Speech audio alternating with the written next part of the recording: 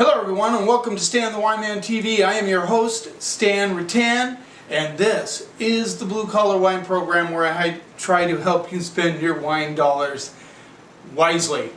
And today is Independence Day, the 4th of July. Happy 4th, guys and girls. It's busy, crazy busy at the store I'm working at. The wine department is just smoking, beer, booze, it's all going out the door. It's a fun time to work. I love it when it's busy. Well, I thought I'd do something cool. 4th of July, I'm doing a red cab, a white Sauvignon Blanc, and then I just thought I'd pick a cool blue label Cloudline Pinot Noir from Willamette Valley, Oregon. There you go. Red, white, and blue for the 4th of July. So, hopefully you have plans for the 4th. Get your wines picked out for barbecuing. Sauvignon Blanc's always a good play. Always crisp, dry, great with shellfish. Let's start right off with the Woodinville Wine Cellars 2012 Sauvignon Blanc, Columbia Valley. And as you know, it is probably located in Woodinville, where there's a ton of wineries that source their fruit, of course, from eastern Washington, because there's only a few grapes that grow on the western side of the mountains. So let's give the glass a little rinse. I'm really picky about Sauvignon Blanc. I think there's a lot of really poorly made domestic Sauv Blancs. They lack acidity, brightness, all the things you're looking for in Sauvignon Blanc, especially from like the Loire Valley where you get Sancerre, some from the Touraine region. Of course, New Zealand busting at the seams in sales with New Zealand Sauvignon Blanc. So, you know, if you're like me, I like it a little bit racy, a little zippy, a little acidity. You know, some of those Sauvignon Blancs that come out of Napa, they're just boring. There's nothing to them. Just alcohol, water with a little alcohol in it. Let's see what we get on the nose. Get a little apples, get a little pineapple, pears are coming through. A lot of pears, actually. Get some grassy notes, a little bit of grapefruit pith, not a lot. See, now that's one that, yeah, and this is all, you know, about your palate, what you like. And a lot of people love the New Zealand Sauvignon Blanc because they're just loaded with grapefruit. I know if you did a blind lineup of stuff and you put a little bit of milky color in your Sauvignon Blanc, I don't know if you could tell it from regular grapefruit juice. That's how much grapefruit is on some of these wines. Crazy. This one, just a little bit of grapefruit pith. I get a little bit of bubblegum coming through, which is typical sometimes of Pinot Gris and Sauvignon Blanc. Kind of like that bubble yum thing going on. Let's see what we get on the palate.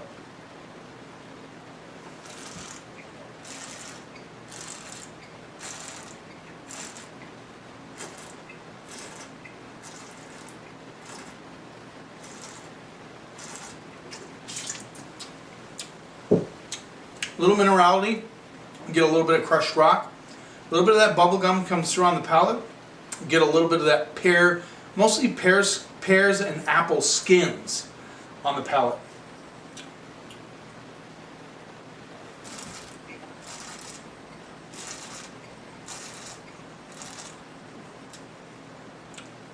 I get a little bit of lemon lime.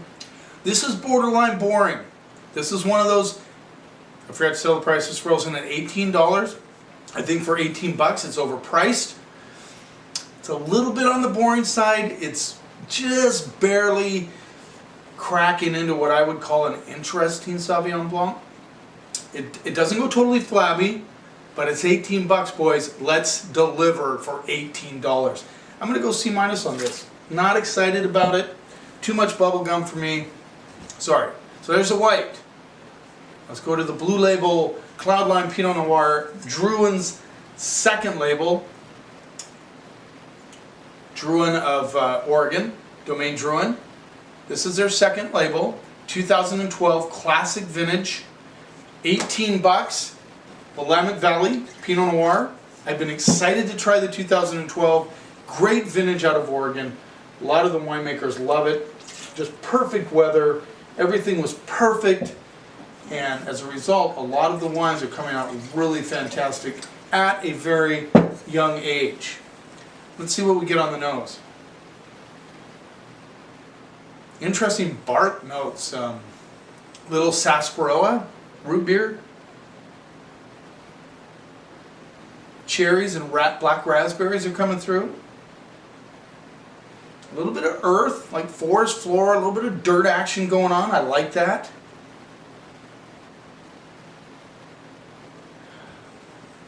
Nice nose. This is good aromatics on this wine. I like it. Very expressive. A lot of old world style action going on, but yet it still has a fruit there, and the sarsaparilla that is so classic of Oregon Pinot. A lot of that bark notes, which is very interesting. Like not like beauty bark, a little bit of rotten bark thing going on. Let's see what we get on the palate.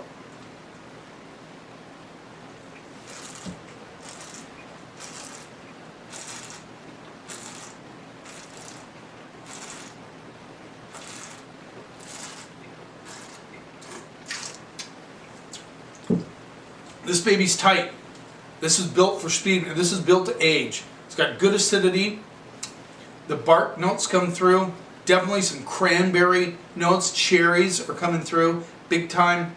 It's very bright. It's very tight. Bright and tight. That's where we're at with this one. This one's going to be hard for me to grade because I think that it's going to develop. I believe that Veronique Drouin built this one for a little bit of aging capability. For $18, that's pretty good.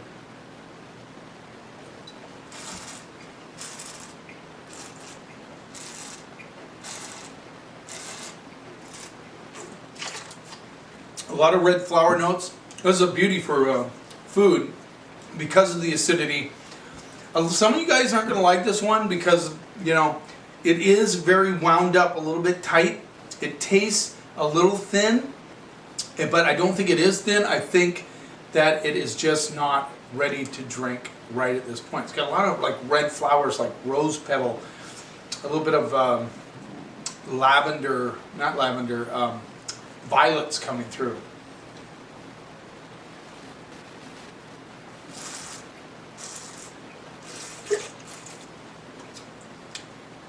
Very, dare I say, Burgundian in style, but it's very tight, very youthful.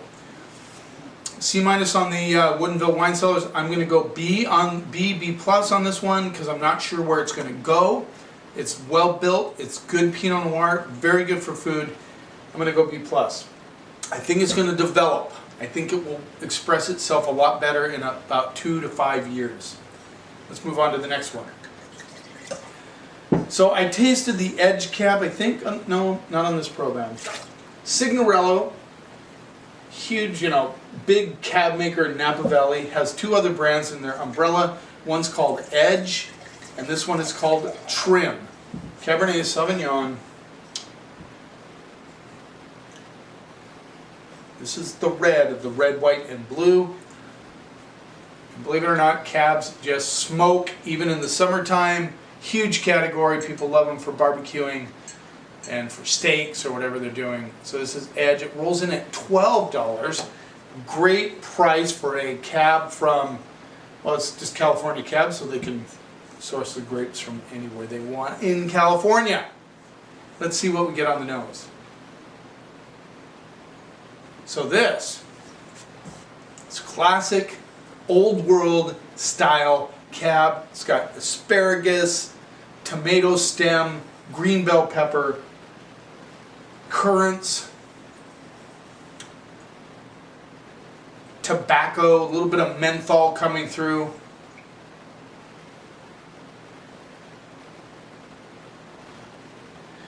You know, that's, back in the day, that's what all the cabs basically smelled like. So I'm excited to try this. Let's see what we get on the palate.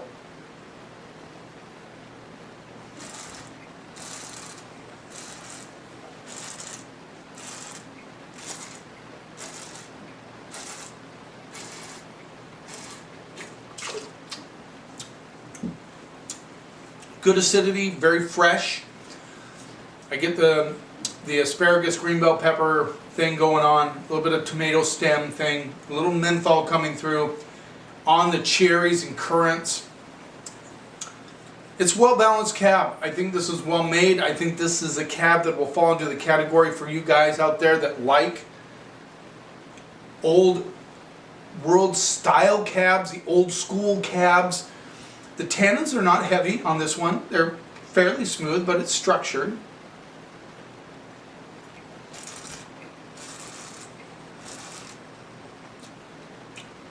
The greenness is not as heavy on the palate as it is in the mouth. It's a little thin on the back end. Remember, it's 12 bucks.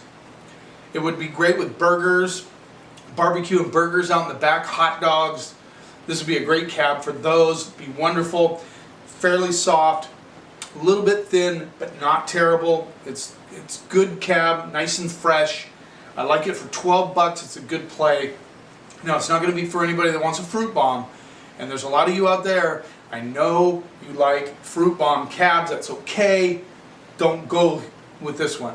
I'm going B- on this one. I think it's well made. It's above average. Just, you know, like I said, it's just a little thin on the finish.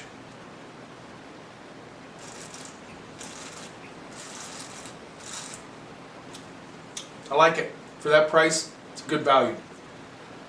Hope you had a great 4th. Hope you're having a great 4th. Thanks for watching. Cheers. And here's to keeping the snob out of wine.